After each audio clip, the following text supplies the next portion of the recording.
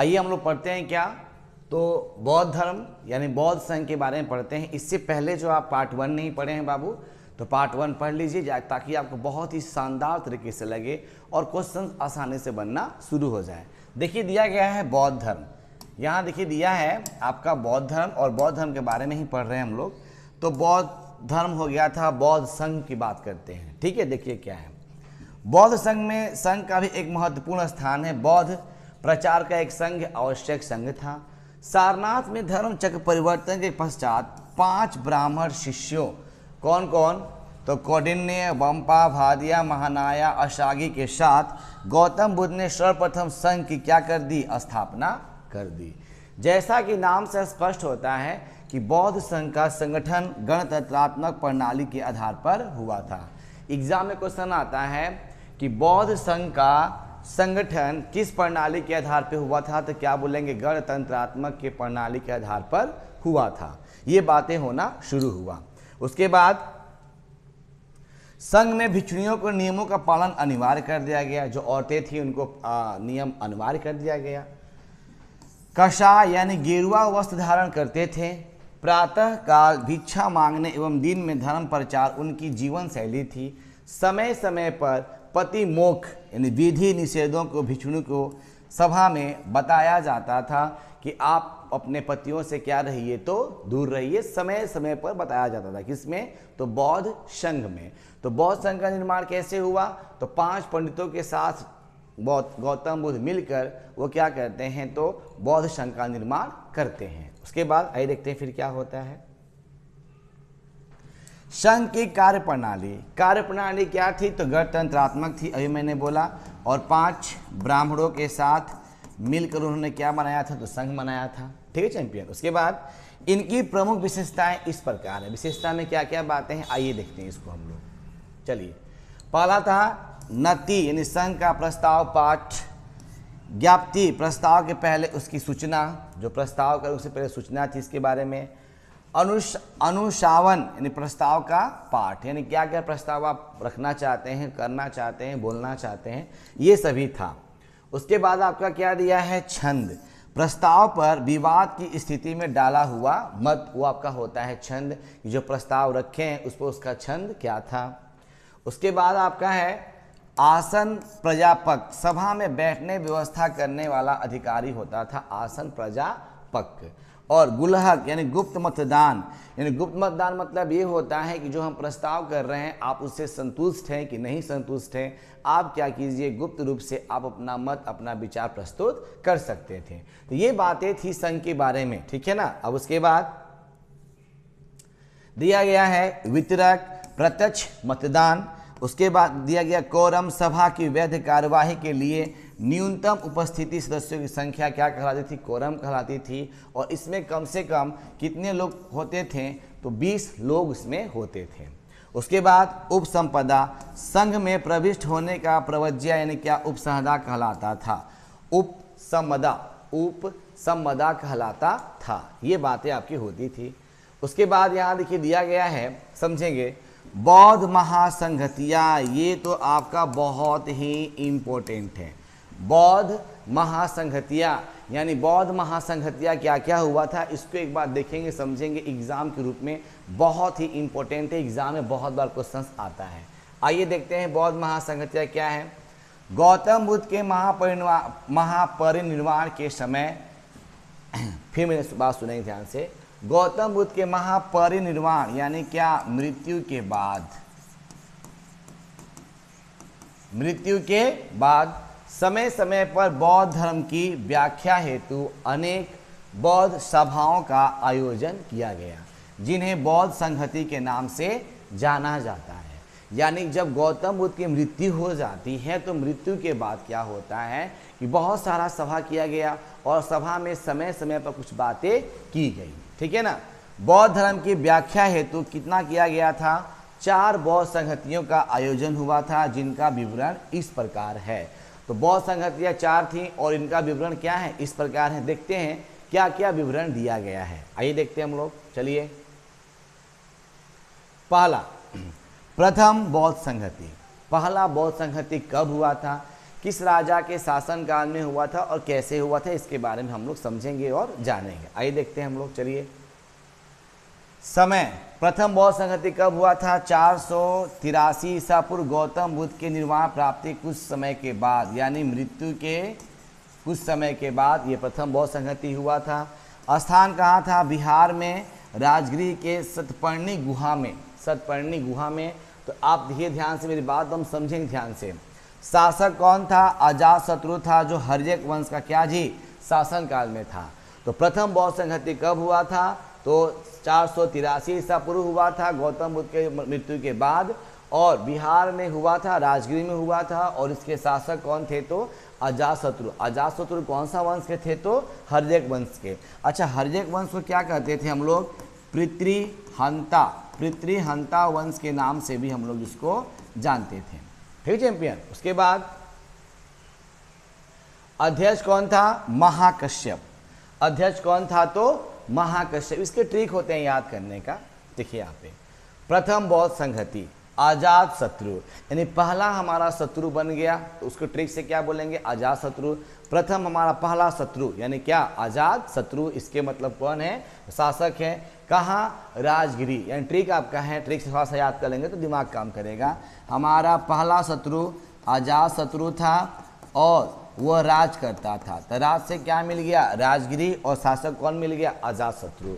ठीक है ना, एग्जाम बहुत पूछता है इस तरह क्वेश्चन। कार्य क्या क्या थे? प्रमुख कार्य क्या था इसका? तो गौतम बुद्ध के शिष्य उपाली ने स्मृति के आधार पर संघ के नियमों का पाठ किया, जिसे विनय पिटक के रूप में संकलित किया गया। तो प्रथम बौद्ध संहति में क्या हुआ? एक पाठ उन्होंने स्मृति के आधार पर बनाया, जिसको विनय पिटक के नाम से जाना गया। बुद्ध के एक अन्य शिष्य आनंद ने सिद्धांत तथा आचरण के विषयों पर बुद्ध के उपदेशों को सुनाया, जिसे क्या कहा गया? सुत्त पिटक के नाम से जाना जाता था। दो बातें यहाँ पे आ रही थी। उपाली ने एक पाठ बनाया, आधार पर संघ के नियमों का पाठ किया, जिसे क्या कहते थे? विनय पिटक। विनय पिटक। ठीक है चैंपियन। और उसके बाद आचरण के विषयों पर बुद्ध के उपदेशों को सुनाया, जिसे क्या कहते हैं? सुत्त पिटक। तो किसने किया था? ये आनंद ने किया था। तो क्या किया था? तो सुत्त पिटक। क्या किया था? तो सुत्त पिटक। ठीक चैंपियन। उसके बाद द्वितीय बौद्ध संहति, समय 383 ईसा पूर्व, स्थान चुलबाग, वैशाली, बिहार। स्थान कहाँ था? तो वैशाली। अब उसके बाद शासक कौन था? तो कालाशोक, जो शिशुनाग वंश का क्या था? शासक था। कौन? तो कालाशोक। ठीक है। उसके बाद इसमें देखते हैं, देखिए आराम से इसको पढ़ेंगे। द्वितीय बौद्ध संहति कहाँ हुआ था? वैशाली, बिहार में हुआ था। और इसके शासक कौन थे? तो कालाशोक थे। कालाशोक कौन सा वंश के थे? तो क्या बोलेंगे? शिशुनाग वंश के थे। उसके बाद अध्यक्ष यश, कहीं कहीं सर्वकामनी एवं सावक अमीर नाम से भी अध्यक्ष के रूप में मिलता है। यश चलेंगे हम लोग। प्रमुख कार्य, पूर्वी भिक्षुणियों एवं पश्चिमी भिक्षुणियों के बीच, पूर्वी भिक्षुणियों एवं पश्चिमी भिक्षुओं के बीच विनय संबंधी नियमों को लेकर मतभेद होने के कारण भिक्षु संघ दो संप्रदायों में क्या हो गया?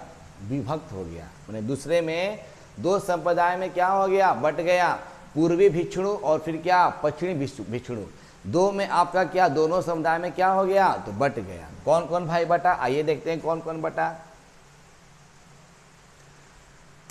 महासांगिक पूर्वी गुट, जिन भिक्षुओं ने परिवर्तन के साथ विनय पिटक के नियमों को स्वीकार किया, वे क्या? महासांगिक यानी परिवर्तनवादी कहलाते थे। इनके नेतृत्वकर्ता कौन थे? महाकश्यप ने किया था। इसे पूर्वी गुट भी कहते थे। देखिए आराम से समझेंगे ना, ताकि दिमाग काम करेगा। और मैं यही बोलता हूँ, ये कंपटीशन लेवल, 10+2 लेवल, ये सब लेवल के लिए इम्पोर्टेंट होता है। उसके बाद दो गुट बट गए। एक क्या हो गया? तो विनय पिटक यानी क्या? पूर्वी गुट हो गया। एक पश्चिमी गुट। पूर्वी गुट क्या कहते हैं? महासांगिक। और पश्चिमी गुट क्या बोलते हैं? तो बोलते हैं थेरवादी। आइए देखते हैं।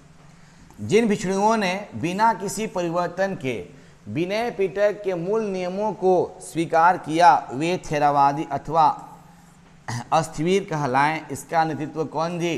कचायन ने किया था, इसे पश्चिमी गुट भी कहते थे। तो द्वितीय बौद्ध संहति में क्या होता है कि दो संप्रदाय दो भागों में बट गया, एक पूर्वी गुट और एक पश्चिमी गुट, जिसको क्या थेरवाद और महासांगिक के नाम से भी जाना जाता है। आइए उसके बाद देखते हैं क्या तृतीय समुदाय, देखते हैं क्या होता है तृतीय बौद्ध संहति। इसका आयोजन 250 ईसा पूर्व में हुआ था।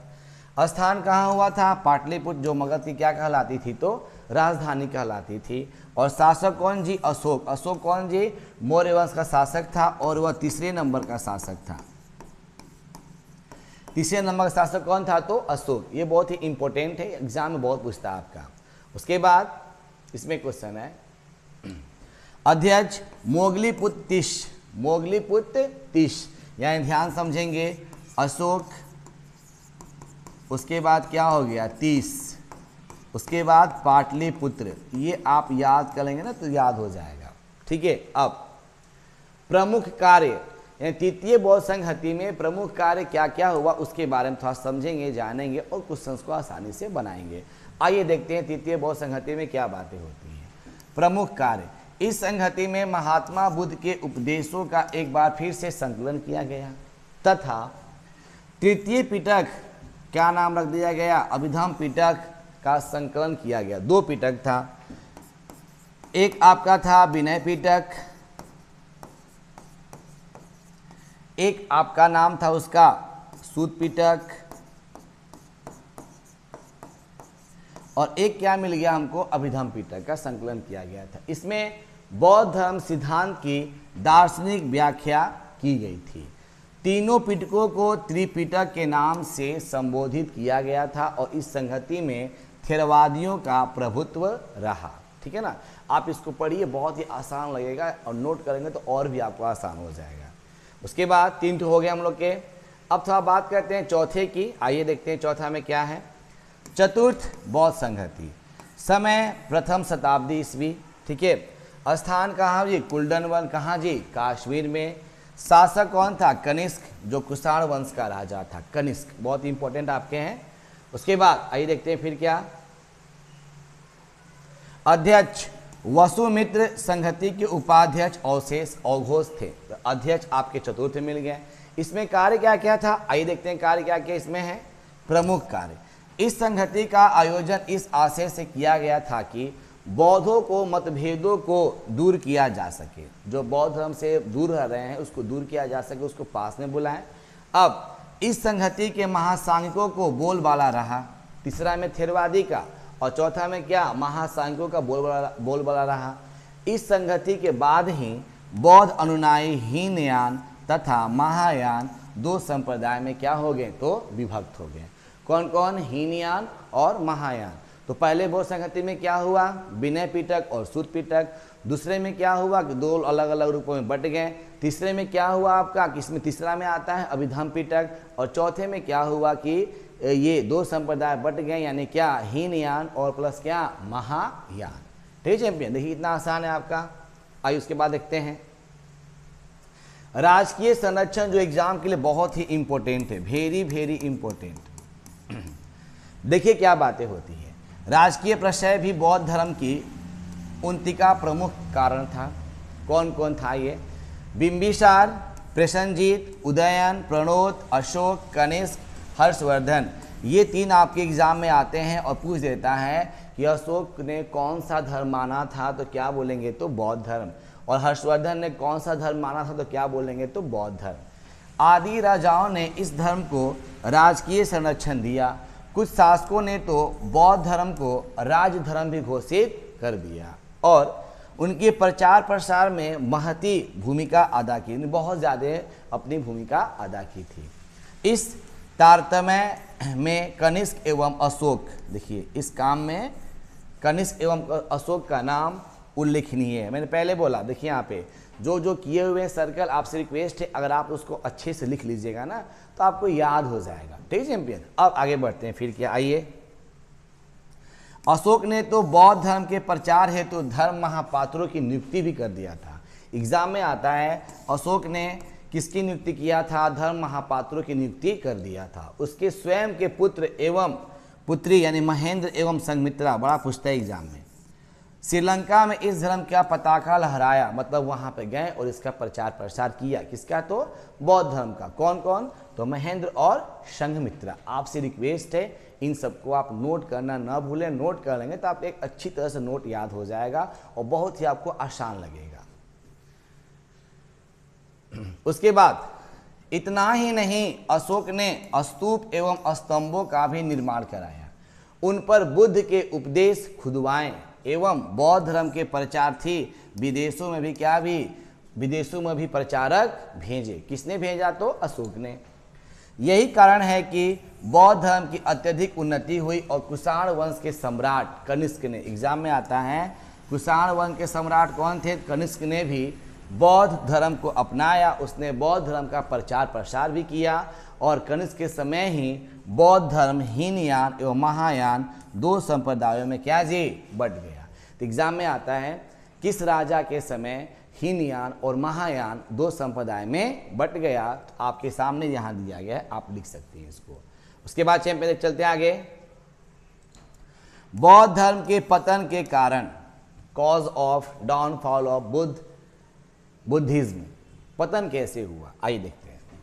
6ठी शताब्दी ईसा पूर्व से लेकर गुप्त काल तक उन्नतिशील बौद्ध धर्म में गुप्त काल के पश्चात पतन के लक्षण दृष्टिगोचर होने लगे, जिसके कारण अग्रलिखित है, जो यहाँ पर आगे लिखा गया है कि बौद्ध धर्म कैसे खत्म होने लगा। आइए देखते हैं कैसे खत्म होने लगा। आइए, बौद्ध धर्म का परिवर्तन स्वरूप देखिए। पहला, कालांतर में बौद्ध धर्म में जटिलताएं आ गई। बौद्धों ने कुछ हिंदू देवी देवताओं को भी अपने धर्म में स्थान देना प्रारंभ कर दिया। कि बौद्ध धर्म में सिर्फ आप महावीर गौतम बुद्ध को ही लोग मानते थे, लेकिन कुछ हिंदुओं ने देवी देवताओं को अपने घरों में स्थान देना शुरू कर दिया। ब्रजयान संप्रदाय ने टोने टोटके को बढ़ावा दिया। ब्रजयान संप्रदाय उसी में था, आपका बौद्ध धर्म में एक संप्रदाय था, उसका नाम था ब्रजयान। टोने टोटके को क्या जी? बढ़ावा देना शुरू कर दिया।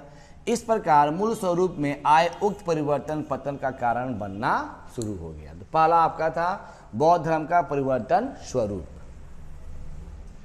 दूसरा क्या था? संघ में भ्रष्टाचार पनपना, ये भी आपका पतन है।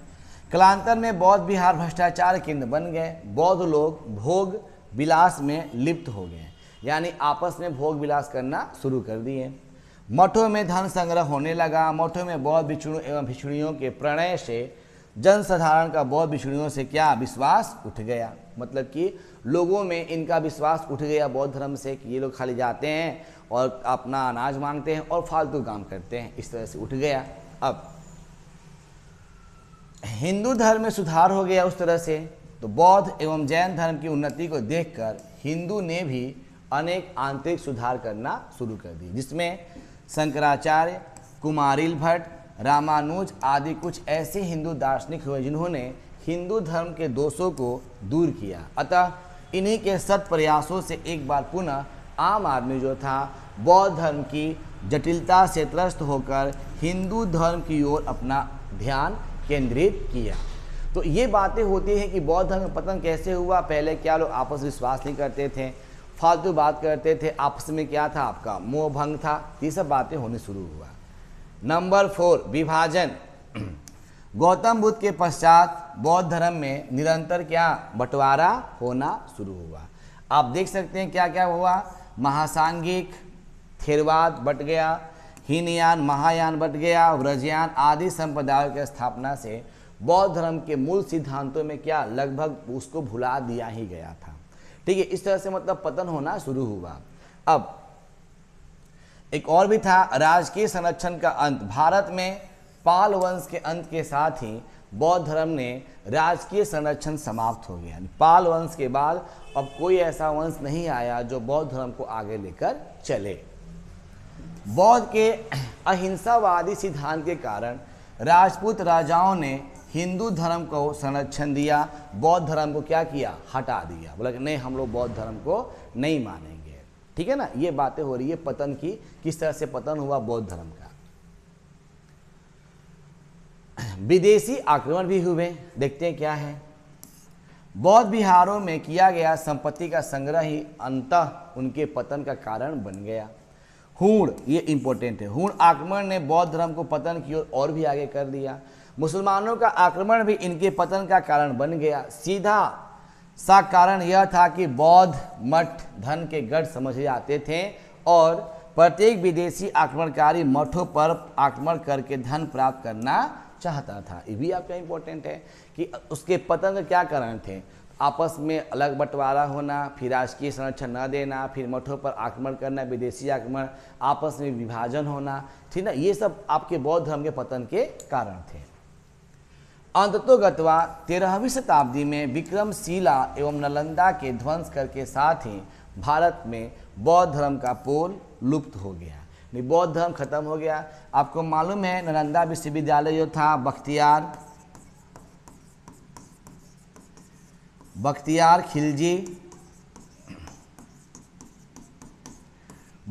खिलजी ने उसको ख़त्म किया था, नालंदा विश्वविद्यालय को। और ये कहा जाता है कि लगभग यहाँ पे 6 महीनों तक क्या हुआ था, धुएं जल रहे थे, इतना वहाँ हिंदू का पुस्तकालय था।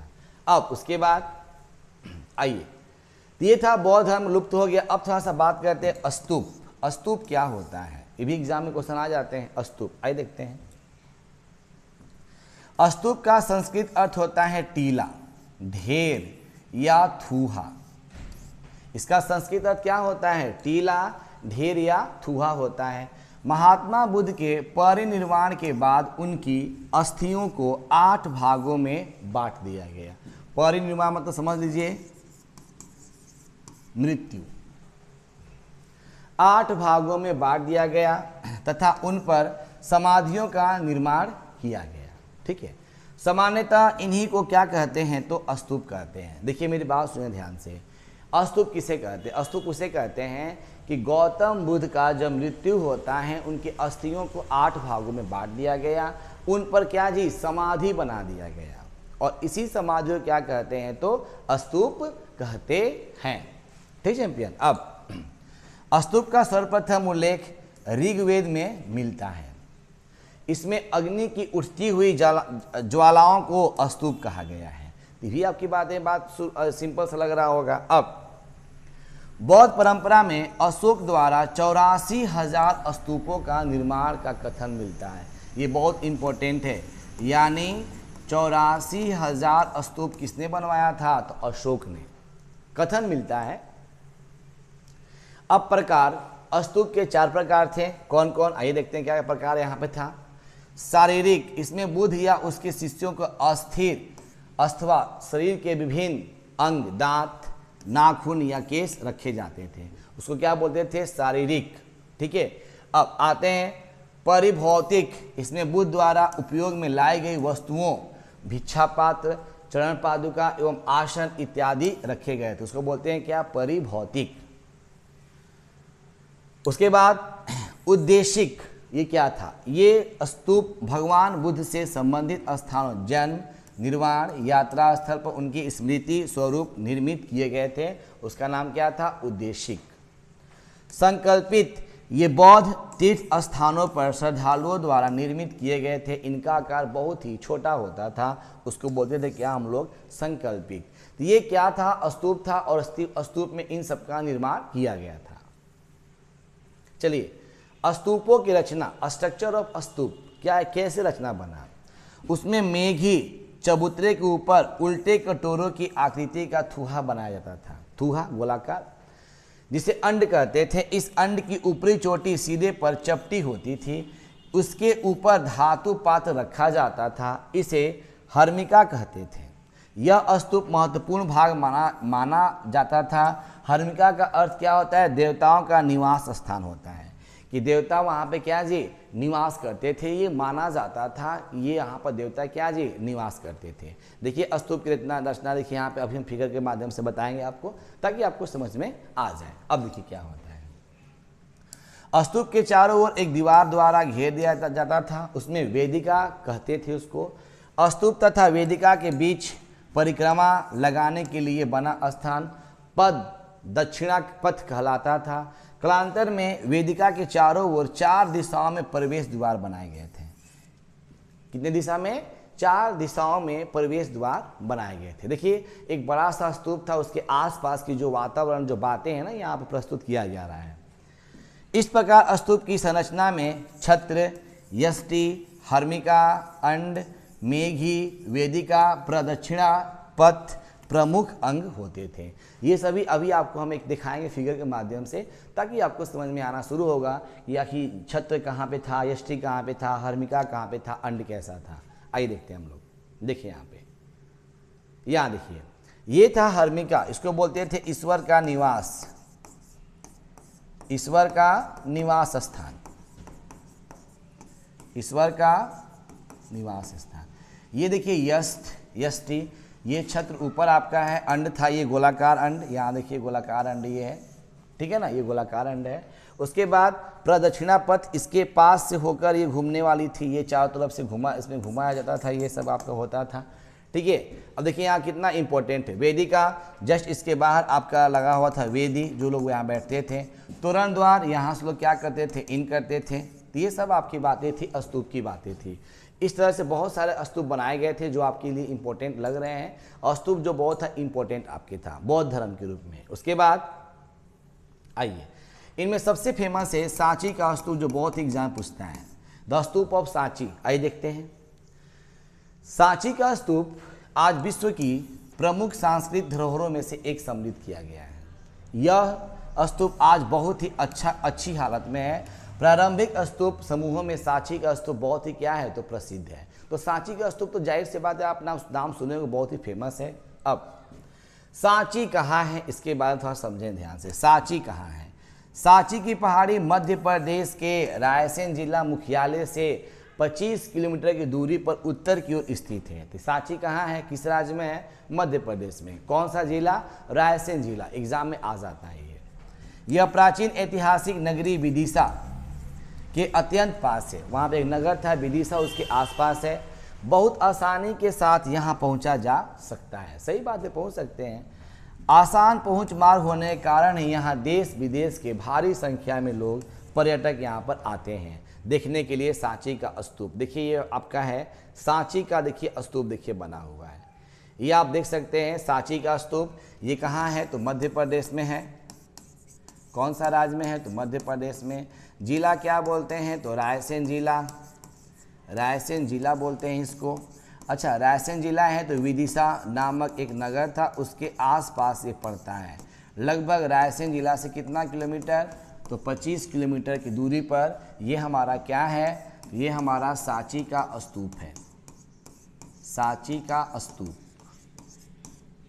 ठीक चैंपियन, बहुत आसान है आपका। उसके बाद सांची के भोपाल की बेगमें देखते हैं, थोड़ा सा बेगमें देखते हैं क्या क्या है। 1818 ईस्वी में सर्वप्रथम सांची के स्मारकों की खोज जनरल टेलर ने किया था। कौन खोजा था? जनरल टेलर ने खोजा था। भोपाल की बेगम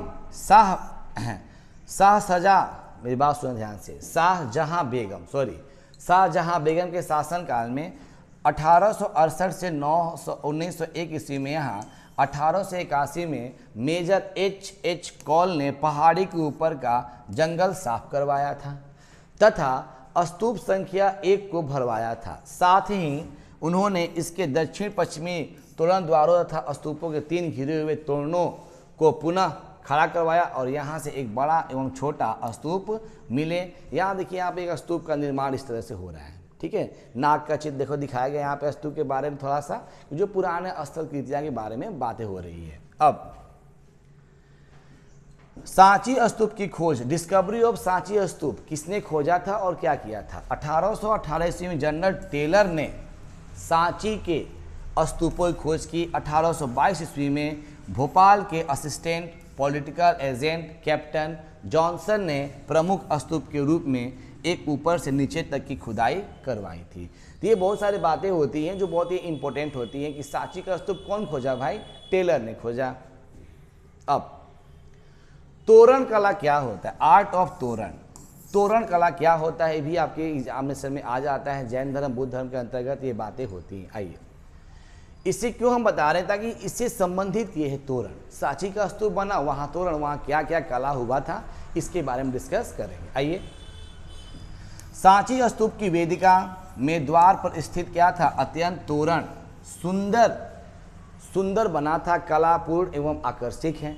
विद्वानों का कहना है कि ये स्तूप अपने स्थापत्य से अधिक उत्कीर्ण अलंकरण के लिए क्या जी, प्रसिद्ध है। तोरण द्वार 34 फुट का है, इसमें 2 सीधे स्तंभ लगे थे। 34 फुट का द्वार है, मतलब आने जाने का रास्ता द्वार आपको बोल सकते हैं। इनके ऊपर 3 मेहराबदार बरेड़ियाँ लगी है जो एक दूसरे के ऊपर समतल रूप से रखी है।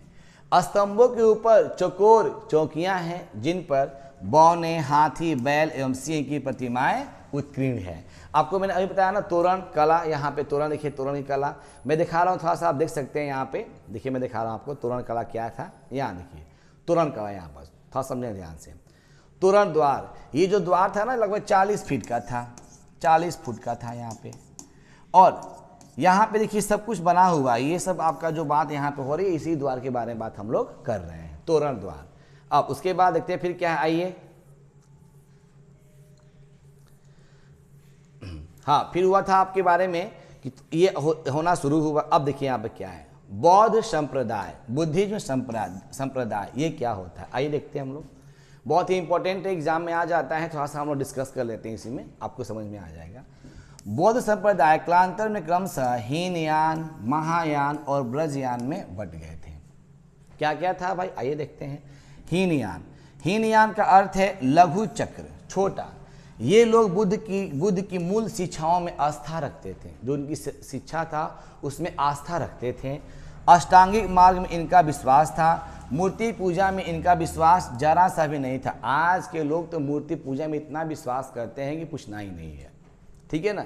अभी देखिए ना, रास्ते में चल रहे हैं और लाल ले लीजिए, आपका चुन्नी ले लीजिए और 5-6 ईंटा ले लीजिए, उसके ऊपर चुन्नी उठाकर अपने से पैसा उसमें 5-6-10 सिक्का डाल दीजिए। आप देखिए कि वहाँ बोले करे शिव जी प्रकट हो रहे हैं, लोगों की आस्था उसमें लगना शुरू हो जाती है। हीनयान धर्म का संरक्षक था, फिर सुनेंगे। हीनयान धर्म का संरक्षक कौन था, तो सम्राट अशोक था। इसकी पुस्तकें किसमें है, पाली में लिखी गई थी। ये संप्रदाय के बारे में बात हुई, किस तरह संप्रदाय बना था, बौद्ध संप्रदाय के रूप में। महायान क्या था, महायान का अर्थ होता है मोक्ष का महाचक्र, मोक्ष का महाचक्र। इन्होंने मूल बुद्ध शिक्षाओं में कुछ परिवर्तन किए। इनकी धार्मिक पुस्तकें संस्कृत में लिखी गई थी। इन्होंने मूर्ति पूजा आरंभ की, मूर्ति पूजा बनाना शुरू किया। कौन, हीनयान। बुद्ध की भी मूर्तियां बनाकर उन्हें पूजा गया। महायान धर्म का संरक्षक क्या था, सम्राट कनिष्क था। बड़ा इंपॉर्टेंट पूछता है कि हीनयान का कौन था, तो अशोक सम्राट। और यहाँ कहता है कि महायान धर्म का संरक्षक कौन था, तो सम्राट कनिष्क था। इसका विस्तार उत्तर पश्चिम मध्य एशिया, चीन एवं जापान में भी हुआ था। देखिए कितना विदेशों में भी इसका मतलब मूर्ति बना था। और आप देखिए ना, जापान में बहुत सारे गौतम बुद्ध की मूर्तियां बना है, चीन में बना है ना, ये बातें हो रही है। व्रजयान क्या था, व्रजयान संप्रदाय का उदय 8वीं सदी में बंगाल एवं बिहार में हुआ था। इसके अनुयायी कई प्रकार की गोपनीय क्रियाएं करते थे, जिनमें स्त्रियां एवं मदिरा आवश्यक होती थी। यानी कि गोपनीय क्रियाएं करते थे, स्त्रियां एवं क्या, मदिरा आवश्यक होती थी। इस संप्रदाय में देवियों का महत्व था। देवियों का क्या था, महत्व था, जिन्हें बुद्ध की रानियों के रूप में प्रस्तुत किया गया था। देवियों को तारा कहा गया था। व्रजयान में देवियों क्या जी, तारा कहा गया था। इस संप्रदाय ने विक्रमशिला में एक विहार का निर्माण करवाया और यह धर्म पंजाब, कश्मीर, सिंध एवं अफगानिस्तान में फैल गया। तो ये सब बात यहाँ पे हो रही थी, इसको बोलते हैं क्या हम लोग, व्रजयान। एक बार फिर से आ जाते हैं, देखिए ध्यान से मेरी बातों को। ये आपका हीनयान, इसके संरक्षक कौन थे, तो अशोक। महायान, इसके संरक्षक कौन थे, तो क्या बोलेंगे, सम्राट कनिष्क। और ये जो आपका था, ये सब कहाँ फैला था, तो सिंध में, कश्मीर में, पंजाब में और अफगानिस्तान में। अब त्रिपिटक के बारे में कुछ जान लेते हैं। 3 पिटक, जाहिर सी बात है 3 पिटक है ना। अभी आपको बताया थे 3 पिटक, आपको मालूम होना चाहिए। एक का नाम था क्या, सूत पिटक। एक का नाम था क्या, विनय पिटक। और एक का नाम क्या था आपका, तो समझ लीजिए उसका नाम था अभिधम पिटक। अभिधम पिटक, ये 3 नाम उसके थे। आइए त्रिपिटक का शाब्दिक अर्थ है 3 टोकरियां जिनमें की पुस्तक रखी जाती थी। सिंपल सी बात था। बुद्ध की मृत्यु के बाद उनके अनुयायियों ने इनकी शिक्षाओं का संकलन 3 पिटकों में बांट दिया। सुत्त पिटक, विनय पिटक और अभिधम्म पिटक में बांट दिया था। इन्हें संयुक्त रूप से त्रिपिटक कहा जाता है। एकदम सिंपल सी यह बात है कि जब बुद्ध की मृत्यु हुई थी तो इनकी शिक्षाओं को इनके अनुयायियों ने 3 भागों में बांट दिया था। एक का नाम था आपका विनय पिटक, दूसरा का नाम सुत्त पिटक और तीसरा क्या नाम था तो अभिधम्म पिटक नाम था। उसके बाद सुत्त पिटक में, अब सुत्त पिटक में क्या क्या बातें की गई थी? बुद्ध धर्म के सिद्धांत मिलते थे। विनय पिटक में बुद्ध धर्म के आचरण विचार मिलते थे एवं अभिधम्म पिटक में बुद्ध का दर्शन मिलता था। 3 बातें, आइए फिर समझते हैं मेरी बात ध्यान से समझेंगे। सुत्त पिटक में बुद्ध धर्म का सिद्धांत मिलता था। विनय पिटक में बुद्ध धर्म का क्या जी आचार विचार मिलता था और अभिधम्म पिटक में बुद्ध का क्या दर्शन मिलता था। तो 3 भागों में इनके अनुयायियों ने बांट दिया था। अब जो इन तीनों पिटकों का ज्ञाता होता था उसे क्या त्रिपिटकाचार्य कहा जाता था और श्रीलंका के विद्यालंकार बिहार के राहुल साकित्यानन को त्रिपिटकाचार्य की उपाधि दी गई थी। अब देखिए मिल गया ना ये आपकी बातें। त्रिपिटकाचार्य तीनों पिटकाओं के जो महान होते थे, ज्ञाता होते थे, उसको क्या बोलते थे? त्रिपिटकाचार्य की उपाधि दे दी जाती थी। धन्वंती त्रिपिटक अर्थात सुत्त पिटक, विनय पिटक, अभिधम्म पिटक नामक ग्रंथों से परिचित थी। कौन? धन्वंती, है ना, ये भी आपका नाम दिया गया है। अब यहाँ थोड़ा देखते हैं सुत्त पिटक, थोड़ा समझते हैं इनका मतलब सुत्त पिटक में क्या क्या बातें होती हैं। आइए देखते हैं सुत्त पिटक। सुत्त पिटकों में भगवान बुद्ध का एक उदाहरण मिलता है। वे एक अमीर गृहपति सिगाल को सलाह देते हैं। कौन? तो गौतम बुद्ध। मालिक को अपने नौकरों को 5 तरह से देखभाल करनी चाहिए। उनकी क्षमता के अनुसार उन्हें काम देकर, उन्हें भोजन एवं मजदूरी देकर, बीमार पड़ने पर उनकी देखभाल करने पर और समय समय पर उन्हें छुट्टी देकर। इस तरह से अगर नौकरों को आप 5 तरह से करेंगे तो नौकर आपके यहाँ से कभी जाने वाला नहीं है। ये किसका विचार था?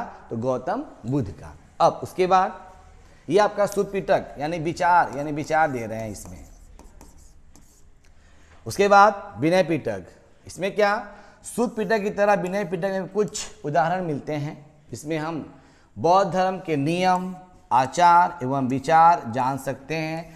इनमें भिक्षुओं को संग्रह की वृत्ति पर रोक लगाने हेतु लिखा है। यानी इसमें क्या, इसमें नारी जो थी वो भाग नहीं लेगी विनय पिटक में। ठीक है, 2 बातें होगी एकदम आसान। उसके बाद आते हैं चैंपियन क्या, अभिधम्म पिटक। अच्छा बिहार आ गया।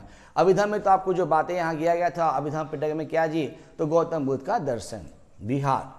बिहार भिक्षु निवास होते थे। विहार में एक केंद्रीय शाला होती थी जिसमें सामने के बरामदे की ओर एक द्वार रहता था। खुदाई में प्रायः विहार चैत्यों के पास मिले थे और विहारों का उपयोग वर्षा काल में भिक्षुओं के निवास हेतु होता था। यानी एक जगह का नाम है, जगह विहार। ठीक है। अब उसके बाद वैष्णव मत। अब थोड़ा सा हम लोग मत पे आते हैं, क्योंकि देखिए अभी मैं बात शुरू में किया था कि 4 धर्म के रूप में थे आपका वैदिक धर्म, उसके बाद जैन धर्म, उसके बाद बौद्ध धर्म, उसके बाद वैष्णव मत क्या था, शैव था, और फिर क्या था शैव, उसके बाद क्या वैष्णव मत। आइए देखते हैं क्या है। चलिए, उत्तर एवं मध्य भारत में वैष्णव मत भक्ति मार्ग को मानता था। कौन मार्ग को? भक्ति मार्ग को मानता था। इसमें कर्म कांड एवं अनुष्ठान की अपेक्षा भक्ति एवं उपासना पर अधिक बल दिया जाता था। ठीक है। वैष्णव धर्म का विकास यानी कौन? भगवत धर्म से हुआ था। भगवत धर्म का प्रवर्तक कौन, किसको मानते थे? कृष्ण को माना जाता था। और वैष्णव धर्म के अधिष्ठा देवता विष्णु हैं। यानी इसके देवता कौन है? तो विष्णु हैं। समझ लीजिए बात को ध्यान से मेरे बाबू, समझेंगे। कौन है? तो विष्णु है। जाहिर सी बात है, थोड़ा सा संबंध बनाकर चलेंगे तो आपको बहुत ही आसान लगेगा और मिठाई से भी इजी लगेगा। अब उसके बाद पणिनि की अष्टाध्यायी में भगवत धर्म का उल्लेख मिलता है। अब एग्जाम में आता है अष्टाध्यायी कौन लिखा है? तो पणिनि। इससे इस धर्म की प्राचीनतम ईसा पूर्व 5वीं सदी तक जाती है। यानी पणिनि की जो बातें थी ना, इस पुस्तक में आपको मिलता है। अब उसके बाद वैष्णव धर्म का प्रचार प्रसार क्या क्या हुआ था, आइए थोड़ा देखते हैं। वैष्णव धर्म का चरमोत्कर्ष मतलब अधिक अपना उपयोगी गुप्त राजाओं के काल में 1303 से 9 से 550 में हुआ था। विष्णु का वाहक गरुड़ गुप्तों का राजचिन्ह था। गरुड़ क्या था? गुप्तों का राजचिन्ह था। तथा वैष्णव धर्म इनका राजधर्म था। तिगवा जबलपुर मध्य प्रदेश का विष्णु देवी मंदिर, देवगढ़ झांसी का दशावतार मंदिर, एरण का विष्णु मंदिर समूह गुप्त काल के ही होते थे। और राजपूत काल में भी वैष्णव धर्म क्या था? उत्कर्ष रहा था। ये बहुत एग्जाम के लिए इंपॉर्टेंट, इसको भी वीआई कर लीजिएगा। पूछ सकता है कि मंदिर के बारे में पूछ सकता है कि विष्णु की दशावतार मंदिर भी था। उसके बाद विभिन्न लेखों में ओम नमः भगवते वासुदेवाय, ये बहुत इंपॉर्टेंट है। आप एक बात सुन लीजिए, हिरण्यकश्यप है ना, हिरण्यकश्यप है ना, प्रहलाद, ये हिरण्यकश्यप जो था वो राक्षस था और प्रहलाद जो था उसका पुत्र था। तो प्रहलाद क्या विष्णु धर्म को मानता था और ये उसके मन में हमेशा एक जब था क्या था, ओम नमः भगवते वासुदेवाय, ठीक है ना, कहकर भगवान विष्णु के प्रति श्रद्धा प्रकट की जाती थी। चंदेल राजाओं ने भी विष्णु के कई मंदिर बनवाए। राजपूत काल में विष्णु के 10 अवतारों का व्यापक प्रचलन हुआ है और इनकी मूर्तियां निर्मित की गई थी। यानी किस कौन भगवान की? विष्णु भगवान की, विष्णु भगवान की। अब आइए देखते हैं फिर क्या बातें हो। चलिए 10 अवतार क्या क्या थे आइए समझते हैं। यानी विष्णु के यहाँ पे 10 अवतार क्या क्या, ये धर्म के रूप में चल रहे हैं। आपका टॉपिक है धर्म, जैन धर्म और बौद्ध धर्म, लेकिन ये भी आपका धर्म इसमें आ जाता है, इसको स्टडी कर लेंगे। 10 अवतार, पहला देखते हैं क्या है। मत्स्य अवतार, महाजल प्लवान यानी प्रलय के समय विष्णु ने मत्स्य अवतार धारण करके पृथ्वी की वेदों एवं मनु संहिता रक्षा की थी, मत्स्य अवतार के रूप में। कूर्म अथवा कच्छप अवतार, जल प्लावन के समय अमृत एवं बहुमूल्य रत्न समुद्र में विलीन हो गए थे। विष्णु ने तब कच्छप का अवतार लिया और इस कच्छप की पीठ पर मंदाचल पर्वत रखकर नाग वासुकी को डोरी बनाकर देवताओं ने समुद्र मंथन किया। इसने अमृत, लक्ष्मी एवं 14 रत्नों की प्राप्ति हुई थी। यानी कच्छप मतलब कछुआ बन गए और उस पर पहाड़ यानी कौन मंदराचल पर्वत रखकर और क्या डोरी बनाकर सांप का, और उसको मतलब मंथन किया गया और यहाँ बातें हो रही है। वराह अवतार, विशाल वराह सूकर का अवतार लेकर देखिए यहाँ पे हिरण्याक्ष राक्षस को पृथ्वी की रक्षा की, पृथ्वी को दांत में पकड़कर यथा स्थान रखा था। देखिए इंपॉर्टेंट यहाँ बातें हैं। अभी बोल रहे हैं हिरण्यकश्यप है ना बाबू, ये 3 हो गए इनके। चौथे नरसिंह अवतार, प्रहलाद को उसके राक्षस पिता हिरण्यकश्यप से बचाने के लिए नरसिंह का अवतार विष्णु भगवान द्वारा लिया गया था। ये आपका चौथा था। 5वां देखिए वामन अवतार, बलि नामक राक्षस ने समस्त ब्रह्मांड पर अधिकार कर लिया था।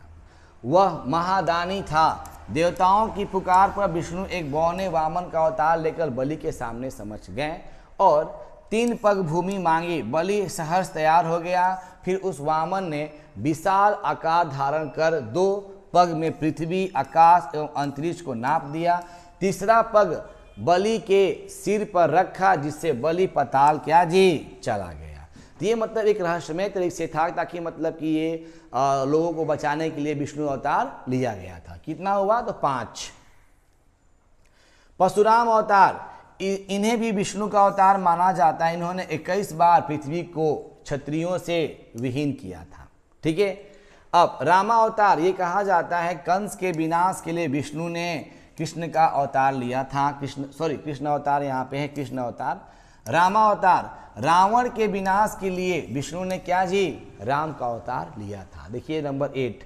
बुद्ध अवतार, पशु बलि रोकने, लोगों को धर्म का, दया का, सत्य का, अहिंसा का उपदेश देने के लिए क्या बुद्ध का अवतार लिया था? कौन? विष्णु, यानी गौतम बुद्ध। यही पढ़ रहे हैं हम लोग क्या? तो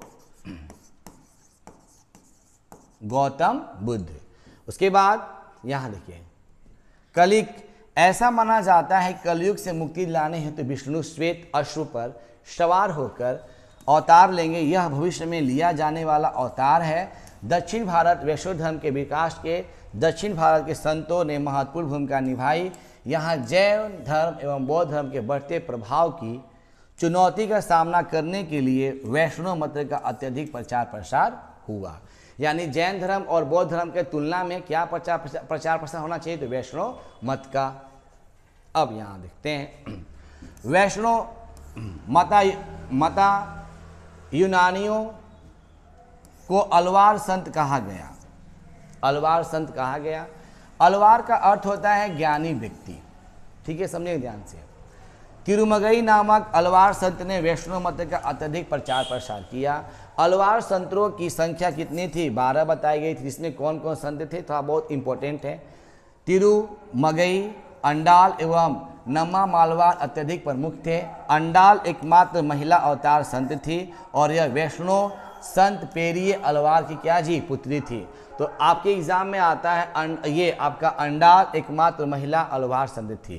तो अंडाल एक क्या जी, महिला अलवार संत थी, इंपॉर्टेंट है, एग्जाम में आ जाता है। चलिए वैष्णव भक्त आचार्यों की परंपरा से आचार्य के बारे में यहाँ बात करें। वैष्णव भक्त आचार्यों की परंपरा में निम्न आचार्य हुए थे। आचार्य मतलब होते हैं कि इनके जो महानुभाव कौन कौन होते थे, इसके बारे में थोड़ा सा हम जानेंगे। नाथ मुनि इंपॉर्टेंट है, एग्जाम में आता है। नाथ मुनि ने श्री वैष्णव संप्रदाय चलाया और वैष्णव आचार्यों की परंपरा में ये कौन थे, तो प्रथम थे नाथ मुनि। उसके बाद है यमुनाचार्य। नाथ मुनि के पौत्र यमुनाचार्य वैष्णव मत के क्या, प्रधान आचार्य बने। ये अध्यक्षता विद्या में निशांतर थे। इनका तमिल नाम आलवंदार था। ये यमुनाचार्य थे। और रामानुजाचार्य, ये बहुत इंपॉर्टेंट है, रामानुजाचार्य 1016 में इनकी जन्म होता है और 1133 में इनकी मृत्यु हो जाती। इनका जन्म काशी के पास श्री पेरम्बदूर में हुआ था। ये यमुनाचार्य के शिष्य थे। इनका मत विशिष्टा देवत्वाद। इनके 14 प्रमुख शिष्य, इनके 74 प्रमुख शिष्य थे रामानुजाचार्य का। शिव मत आपको मालूम ही है, उत्तर भारत इंपॉर्टेंट है। भगवान शिव से संबंधित धर्म को क्या कहते थे, शिव कहा जाता था। ऋग्वेद में शिव को रुद्र रूप कहा जाता था। हड़प्पा सभ्यता में भी शिव के प्रतीक चिन्ह कुछ मिले हैं। यह एक प्राचीन धर्म था। कौटिल्य ने के अर्थशास्त्र से पता चलता है कि मौर्य काल में शिव पूजा प्रचलित थी। गुप्त शासक चंद्रगुप्त द्वितीय का भी प्रधानमंत्री वीरसेन शिव था, यानी शिव मतलब शिव की पूजा करता था। और उदयगिरी पहाड़ी पर शिव गुफा का एक निर्माण कराया था। तो ये आपका शिव मत है जो शिव धर्म से आपका इंपॉर्टेंट है। और इसमें किसकी पूजा की जाती थी, तो क्या बोलते थे, भगवान शिव की पूजा की जाती थी। अब इस काल के पुराणों में लिंग पूजा का भी उल्लेख था। शिवलिंग जिसको बोलते हैं। समोत्तर लिंग रूप में शिव पूजा का आरंभ गुप्त काल से ही हुआ था। बाणभट्ट के हर्षचरित में कहा गया है कि थानेश्वर नगर के प्रत्येक घर में क्या जी, शिव पूजा होती थी। यानी शिव पूजा, लोग शिव को बहुत ही मानते थे। कालिदास, भवभूति, सुबंधु एवं बाणभट्ट जैसे विद्वान शिव धर्म के उपासक थे। ये लोग शिव धर्म को माने शिव जी को मानते थे। दक्षिण भारत की बात करते हैं। चलिए थोड़ा सा बात करते हैं किसकी, तो दक्षिण भारत की। आइए थोड़ा देख लेते हैं दक्षिण भारत में क्या क्या बातें होती हैं। चलिए थोड़ा देखते हैं दक्षिण भारत के बारे में बात होती है। दक्षिण भारत, चलिए थोड़ा देखते हैं दक्षिण भारत में क्या है। दक्षिण भारत के प्रमुख राजवंशों चालुक्य, राष्ट्रकूट, पल्लव एवं चोल इंपॉर्टेंट है, बड़ा पूछता है एग्जामिनेशन में, इसको लोग ध्यान नहीं देता है, छूट जाता है। आदि कुछ शासकों ने भी शिव धर्म को प्रोत्साहन किया। राष्ट्रकूट नरेश कृष्ण सेकेंड ने एलोरा के कैलाशनाथ मंदिर का निर्माण कराया, बड़ा पूछता है ये। और चोल शासक राज प्रथम शिव का अन्य उपासक था।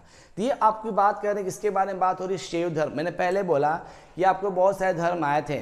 वैदिक धर्म, वैदिक सभ्यता आया था, जैन धर्म आया था, बौद्ध धर्म आया था, फिर आपका विष्णु यानी वैष्णव मत आया था, और आपका फिर क्या आया, शिव मत आया था। उसके बाद देखिए यहाँ पे तंजौर में उसने राजेश्वर का एक शिव मंदिर बनवाया। उसका पुत्र राजेंद्र चोल भी शिव का एक अनन्य भक्त था।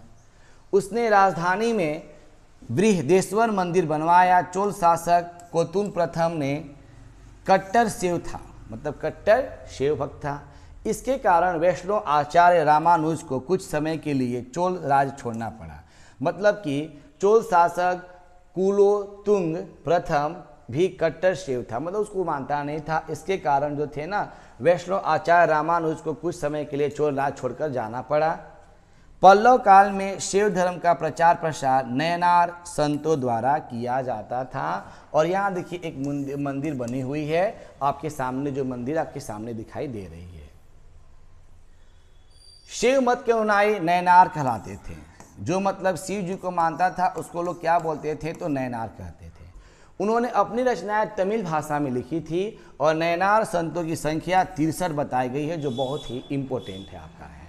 उसके बाद इनके भक्तों में निम्न वर्गीय लोग होते थे, ब्राह्मण, महिलाएं भी थी। नैनारों में क्राइकल नामक जो मतलब आपकी संत महिला थी बहुत ही उत्कृष्ट थी। आदनूट का निम्न जाति का एक व्यक्ति नंदन एवं पल्लव का सेनापति था। सिद्धरोस्कर भी थे। तिरुमुरई नामक ग्रंथ में शिव के पद संकलित हैं। तो इसमें से कौन इंपॉर्टेंट है आपका है, कराइकल नामक। इनकी संख्या कितनी थी, तो 63। और अलवार संतों की संख्या कितनी थी, तो क्या बोलेंगे 12। बहुत ही इंपॉर्टेंट है। सिद्धांत थोड़ा सा आते हैं, खत्म हो जाएगा। शिव संत भजन कीर्तन शास्त्र एवं उपदेश के माध्यम से तमिल भाषा में समाज में शिव धर्म का प्रचार प्रसार करते थे। भक्ति ईश्वर प्राप्ति का एकमात्र साधन था। नयनार जाति पाति उच्च नीच का विरोध करते थे कि सब कुछ होता नहीं है। प्रेम भक्ति का उपदेश आम जनता की भाषा तेलुगु में देते थे। सिद्धांत था ये आपका नयनार में आपका शिव धर्म के सिद्धांत। और ये धर्म किसको कौन मानता था, नयनार संत मानते थे इसको। ठीक है, अब यहाँ देखिए थोड़ा सा एक इंपॉर्टेंट है, एग्जाम की भी से बहुत इंपॉर्टेंट है, एग्जाम में आ जाता है, आप ध्यान नहीं देते इसको, एक बार समझेंगे जानेंगे। आइए देखते हैं हम लोग। लिंगायत संप्रदाय 12वीं सदी में लिंगायत या वीरशैव आंदोलन का उदय हुआ। समझेंगे ध्यान से। लिंगायत संप्रदाय का संस्थापक कौन था, वासव एवं उनका भतीजा चन्नावासव था। लिंगायत संप्रदाय है क्या, देखिए यहाँ पर फोटो में दिया गया आपका। ये कर्नाटक में कलचुरी राजाओं के दरबार में रहते थे। ये शिव के उपासक थे। लिंगायत किसके उपासक थे, तो क्या बोलते थे, तो शिव के उपासक थे लिंगायत। ठीक है, ये शिवलिंग की आराधना करते तथा उसे चांदी के संपुट में रखकर गले में भी पहनते थे। यहाँ देखिए सब देखिए दिया गया है, ये लिंगायत आपके सामने प्रस्तुत है। उसके बाद वास्तुकला थोड़ा सा देखते हैं हम लोग। दोनों में वास्तुकला के बारे में बात होती है। थोड़ा सा आर्किटेक्चर देखते हैं क्या है, आइए देखते हैं थोड़ा सा क्या क्या बातें होती है। विष्णु के अवतारों पर आधारित मूर्तिकला का गुप्त कला एवं उसके बाद अत्यधिक विकास हुआ। ठीक, गुप्तकालीन मंदिरों का प्रचार प्रारंभ गर्भगृह के साथ हुआ, जिसमें देव मूर्ति की स्थान दिया गया। साथ ही शिखर युक्त मंदिर भी बनवाए गए थे, यानी कि गुप्त काल में बहुत सारे क्या जी मंदिर बनवाए गए थे। इसका प्रथम उदाहरण झांसी उत्तर प्रदेश के पास देवगढ़ का जिला दशावतार मंदिर है। इसमें 10 अवतारों को बताया गया था। देवगढ़ में ही एक शेषनाग पर आसन करते हुए विष्णु की मूर्ति भी मिली है। तिगवा जबलपुर में एक विष्णु मंदिर मिला है। इस समय की कला का विकास हम सागर के पार स्थित एरन में भी देख सकते हैं। तो ये सब बातें आपका मूर्ति कला के बारे में बातें हो रही चैंपियन। यहाँ थोड़ा देखते हैं एरन की मूर्तियाँ जो एग्जाम में बहुत इंपॉर्टेंट आती हैं। एरन की देख रहे हैं मूर्ति कितना शानदार बना हुआ है। एरन का मूर्ति आपके सामने दिया गया है। आइए, एरन में एक महाविष्णु की प्रतिमा मिली है जिसका निर्माण गुप्त काल में हुआ था। यह मूर्ति 13 फुट 5 इंच ऊंची है। यहीं पर शिला पर शेषशायी विष्णु की मूर्ति को भी उकेरा गया है। अब एरन में ही पशुवराह की प्रचंड मूर्ति मिली है। देखिए पशुवराह है, प्रचंड मूर्ति मिली है जो 11 इंच ऊंची एवं 13 इंच लंबी है, जिसे विष्णु का अवतार माना गया है। अब महाभारत में कहा गया है कि विष्णु ने वराह का रूप धारण करके हिरण्याक्ष का वध किया था। ये सब बातें आपको देख रहे हैं। आप मूर्ति देखिए बहुत ही शानदार मूर्तियाँ बना हुआ है जो आपके लिए इंपॉर्टेंट होगा। उसके बाद देखिए चैंपियन, यहाँ देखिए थोड़ा देख लेते हैं, थोड़ा सा लास्ट है आपका देख लेते हैं। महावीर स्वामी एवं गौतम बुद्ध एक तुलनात्मक अध्ययन। तुलना हो रहा है, क्या क्या तुलना हो रहा है, आइए देखते थोड़ा सा इसके बारे में। वास्तविक नाम महावीर स्वामी का वर्धमान और गौतम बुद्ध का नाम क्या था, सिद्धार्थ। एक पॉइंट यहाँ बना। जन्म कब हुआ? 540 में महावीर स्वामी का और 563 में किसका हुआ? गौतम बुद्ध का हुआ। जन्म स्थान कुंडनग्राम वैशाली में और कपिलवस्तु लुम्बिनी, बताया था लुम्बिनी एक जंगल था जहाँ पे माँ प्रसव पीड़ा के दौरान उनकी मृत्यु हो गई थी। मृत्यु 468 ईसा पूर्व 483 ईसा पूर्व, सिंपल सी बात है। आयु 72 वर्ष इनकी मृत्यु होती है और इनकी मृत्यु कब होती है? तो 80 वर्ष में होती है। तुलनात्मक यहाँ पे जो मेन पॉइंट है, फैक्ट है, यहाँ पर इनको दिया गया। अब इसके बाद मृत्यु स्थल पावापुरी और कुशीनगर में, यहाँ पर जैसे से बात है, यहाँ पर नंबर 2 चलेंगे, यहाँ पे तुलना का आधार है, ठीक है ना। महावीर स्वामी तीसरा नंबर, यहाँ फिर देखिए ये 1 2 3 4, ठीक है, क्रम संख्या तुलना का आधार महावीर स्वामी और गौतम बुद्ध, सेम आपका यहीं पर है। अब ये आपका हो गया महावीर स्वामी और ये हो गया गौतम बुद्ध, गौतम बुद्ध, ठीक है ना। अब देखिए यहाँ पे मृत्यु स्थल पावापुरी और ये कहाँ पे? कुशीनगर। माता त्रिशला लिच्छवीराज की छठे की बहन और महामाया गौतम कौशल वंश की थी है।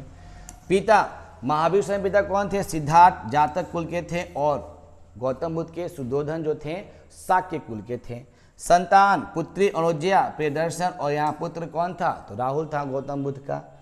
पत्नी का नाम यशोधा था और यहाँ भद्रकाल इनका क्या? यशोधरा, यानी भद्र कात्यायन यशोधरा, यानी गौतम बुद्ध की पत्नी का नाम यशोधरा और महावीर स्वामी की पत्नी का नाम यशोदा था। बहुत ही इंपॉर्टेंट आपके दिए गए हैं। अब कुछ और था जानते हैं। गृह त्याग हुआ 30 वर्ष की उम्र में महावीर स्वामी, फिर यहाँ लिख लेंगे हम लोग महावीर स्वामी और यहाँ लिख लेंगे हम लोग गौतम बुद्ध। महावीर स्वामी 30 वर्ष में गृह को छोड़े थे और गौतम बुद्ध 29 वर्ष में। ज्ञान प्राप्ति स्थल 12 वर्ष बाद जुम्भिक ग्राम में हुआ था और ये 6 वर्ष के बाद बोधगया में। ज्ञान प्राप्ति स्थल की समीप नदी कौन थी? ऋजुपालका में महावीर स्वामी की मतलब ज्ञान प्राप्ति हुआ था और निरंजना में किसको? गौतम बुद्ध को हुआ था। वृक्ष साल और यहाँ पे पीपल में हुआ था, मतलब ज्ञान की प्राप्ति। भाई नंदीवर्धन और भाई कौन थे? तो देवदूत। जाति जात्री कुल के थे और वो गौतम बुद्ध क्या थे? शाक्य कुल के थे। भाषा इनका था प्राकृत और इनका क्या था? पाली। तो दोनों में थोड़ा सा अंतर है, एक बार आप देख सकते हैं। हालांकि दोनों बौद्ध धर्म और जैन धर्म के दोनों अनुयायी हैं।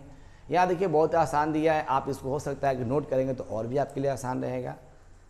चलिए उसके बाद देखते हैं फिर क्या आइए। चलिए तो ये सब हमारी बातें, आज इस टॉपिक ख़त्म हुआ। अगर आप इसको एक बार नोट करना चाहते हैं तो आप इसको नोट कर सकते हैं, देख सकते हैं। So thanks for watching this video. देखने के लिए आप सबको धन्यवाद। मस्त रहिए, बिंदास रहिए और क्वेश्चंस को पढ़ते रहिए। Thank you for all guys.